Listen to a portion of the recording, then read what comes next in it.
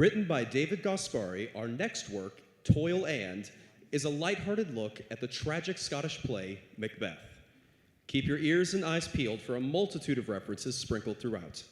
The characters include Angus Aberdeen, portrayed here by Ryan Potowski, Detective Inspector J. Royal Hereford of the Scottish Yard, portrayed here tonight by Rick Riggins, as well as Holly Krajewski, Cami Minnick, and Ember Weldon, portraying the sisters. This play was directed by Mr. Robin Overby from the Broadway Players in Princeton. The setting is an empty stage, somewhere in Scotland.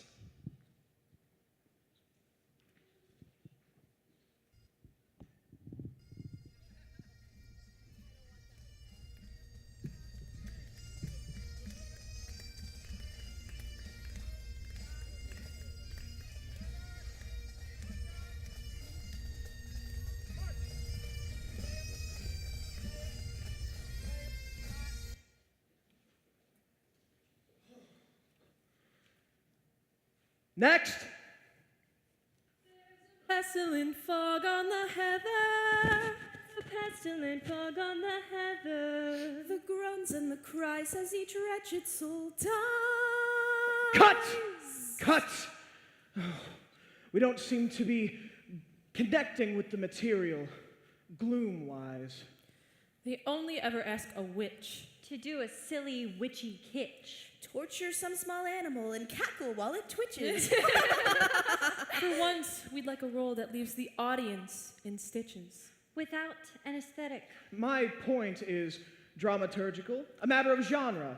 Banquo! Exclamation. Point is that very special beast, musical tragedy. No perky ingenues, no Nancy boys in tights. Aww. That's why I was brought in to direct. Well, that and, well. Poor Duncan, so sad. Passed on. It's too bad. Don't think we're glad. We do have to move along. I appreciate you letting me see your work. Someone will be in touch, and if Banquo doesn't work out, do not be discouraged. Next spring, Brigadoon. Next, sisters. Andrews, are you there? They may be indisposed. Location undisclosed. They may have decomposed. Oh, could someone fetch them? I should not have let them go out to lunch. By the itching of my arse comes a player in our farce. Yes. Where would a custodian of the law find the ringmaster for this particular circus? Angus Aberdeen, featured distinguished visiting adjunct dramaturgical artist. I took the reins here after Duncan. Yes, well, we're quite aware of Mr. Himes' demise. That's what brought us here. Us? Yes, the royal us. Detective Inspector J. Royal Hereford, Scottish Yard. Yes, let me see. Yes, we are in receipt of an anonymous information in the nature of an allegation, asserting that's what fair is foul and foul is fair, if you catch my drift. Come again? The vaulting ambition may have overleapt itself. Sorry. Something wicked this way came. Not quite with you. Murder, sir. Murder most foul. Oh, not so loud. Your anonymous caller was me. A statement that disproves itself. Having you disclosed your name, you cannot be an anonymous caller, posing a philosophical puzzlement which I am sure is far from the last that we will confront. It's Duncan. I thought your name was Angus. I have reason to believe that his death was not an accident. For simple fun, extinguish one. Adieu, adieu. Forget for two. The worst things in life come in sprees, accursed things that come in threes. I am troubled by this fondness of yours for assumed names, but we'll get back to that. An allegation of murder faces a high burden of proof, and the coroner's finding was clear. While carving a slab of mutton with a razor-sharp dagger, eccentricity to be sure, He was a method actor. the victim's hand slipped with the tragic consequence of stabbing himself 13 times. Not many men could have survived that. I have a terrible feeling that his death will not be the end of this horror. Oh, that may sound a bit theatrical. Yes, a matter on which we defer to the judgment of a theater professional. Though we are something of a thespian myself and have taken the liberty of bringing with us selected reviews of our major roles as have received notice both locally and in county-wide periodicals. These may sound like wild accusations. Oh, on the contrary, most are quite positive. We are something of a critical darling. But since the day Duncan died, I'm not afraid to say I have been afraid. Inquietude of mine would be addressed in a more satisfactory manner by a social services consultant than a police inquiry. But since you have opened up that line of questioning by voluntarily introducing the subject of the fatal day, would you be able to document, for the record, your whereabouts during the 24 hours in question? Are you accusing me of taking part in Duncan's death? Oh, this is incredible. I put it to you, sir, that it is credible indeed. I put it to you that one Angus Aberdeen, despondent over the failure of the girls of Glamis, an evening of all singing, all dancing, theatrical effervescence, that was, may I say, outrageously maligned by the jackals of the Edinburgh Gutter Press.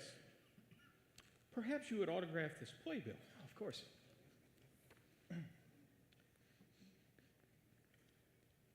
Thank you. That you, one Angus Aberdeen, did with malice aforethought send to his eternal rest one Duncan Hines, actor, director extraordinaire, in order to take his place at the helm of the can't-miss hit Banquo! Exclamation point. Bravo, that whirling, pointing thing you do is very impressive. Yes, well, we are a fixture at the County Argyll dinner theater circuit. But I desponded about Girls of Glamis. Don't be ridiculous. It was an artistic triumph. Of course it was misunderstood. And let the record note that our letter to the Scotsman, unpublished, expressing our confidence that G of G would find its rightful place in the hearts of the Hibernian theater-going public. But I have learned more since I called you. Fortune has put a clue in my hands. Look at these resumes. Weird. Would I be addressing the aspiring vaudevillians, Patty, Laverne, and Maxine Weird? We just want a chance to joke and to dance. To zing you with humor that grows like a tumor. To cackle a laugh as infectious as staff. Yes, and you've sold your souls to the devil, all free. Let me congratulate you. I am well aware how difficult it is to get an agent. They admit it! And your point would be, the curriculum vitae are in perfectly good order. I see no misrepresentation. If you are not careful, you could be in action for libel.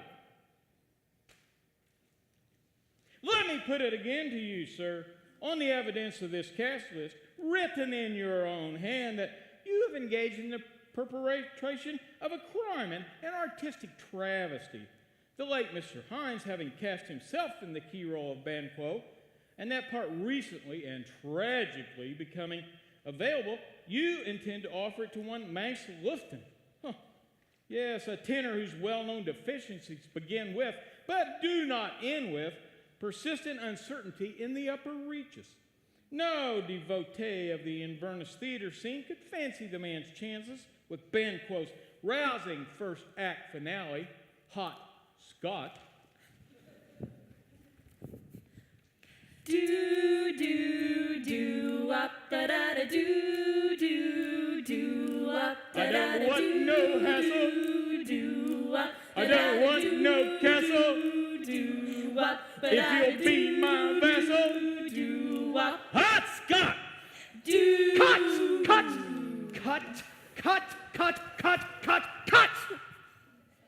Vassals of Satan will please refrain until their callbacks. And homicide investigators will kindly refrain from second-guessing a director's artistic choices. La la la la la la la. La la la la. The odious Lufton prepares his crimes in broad daylight, I must repeat. You would cast as Banquo, that man who single-handedly sunk the Oban Footlighters production of Showboat? A wink and a nod are always enough. You don't have to prod us. To show our stuff.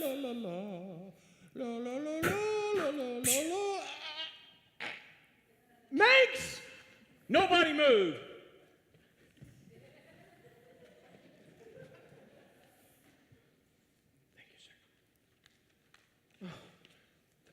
Our boon companion Duncan is self-slain. Extinguished. And has our Banquo perished yet again? Rehearsed and hearsed, adieu for two. What horror burdens my oppressed brain? Do we have to explain everything? Gone. Gone to that great audition in the sky. I regret my ill-timed criticism of the departed's performance in that Kern Hammerstein classic. I believe a brief silence is in order. Right then. Who is it that does your catering? You mean the vending machine? The very same. Who has access to it? This is not under the responsibilities of a dramaturge. Well, it appears that in a career plagued by poor choices of acting, Manx Lofton's fateful final one was to pull the lever for the Haggis Foskia. Yes, I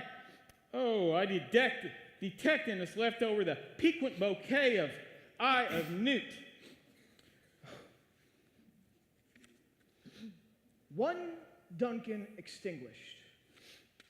Two, farewell to two Banquos, and the spree of three is still to come.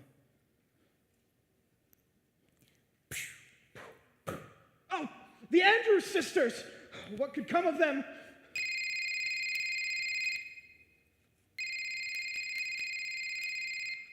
Hereford, all three, the Andrews sisters, were too late. Eye of Newt, toe of frog. The curse of the Scottish musical and cuisine. Once you've wrapped up there, we'll be needing the meat wagon, too. The Frog's Toe is the pub they were in when the lightning struck. Lightning! Yes, another blow to the avocational thespianism. From the clear sky. Yes, but the show goes on. We are prepared to step into the role of Banquo myself, and have taken the liberty of composing a few apostolic, dramaturgical, directical suggestions. One for fun. Adieu to two. A spree of three. They predicted everything. And what would be the point of selling your soul to the devil if it didn't, so to speak, let you hit the lottery every now and then? Oh, begone, foul spirits, fiends who've sold yourselves, immortal essence to the prince of lies, misrule, contumely, all demented elves, and carnadine. Get a grip! We all get a little bit Shakespearean when the fatal bellman visits. Who? After a glimpse of that undiscovered country from whose bourne no traveler returns. What? Of death, sir, in whose majestic presence quiet dignity would be seemly. Oh, you mean murder. I mean one violation of the sanitary code for commercial food preparation and one highly implausible act of God. And Duncan's death. Yes, 13 counts of bad table manners. Case closed. I am off the clock. But I can assure you, Banquo, exclamation point, is a piece we have fallen in love with. And we are going to do it proud. Am I right? We can foretell. It'll be swell. Funny as hell. Wretches! Shag-haired villains! I'll see you burn in hell with righteous fire! Ooh.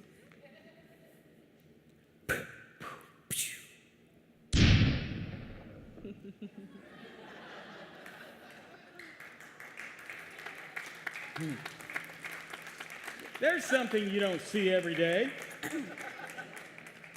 If a bit theatrical, but I've punched out. The next shift can deal with it. We've got a show to put on. I have taken the liberty of proposing certain creative revisions and an improved title. Banquo, Unplugged. Act 1, Scene 1, at Rise. Enter Banquo in late Elvis jumpsuit to show a body toned in a police academy weight room. He broods about what might have been, the singing career abandoned for a life-fighting crime. As in a dream, the banquets appear. Banquo rouses himself and cues the banquets. Banquo, a 1, 2, a 1, 2, 3. Will that trick do? Or is it too... Theatrical? Lend an ear, please, to our tale. Weird? Question mark. It's not a gory story, but a witch's lark. A hint of purgatory, only slightly dark.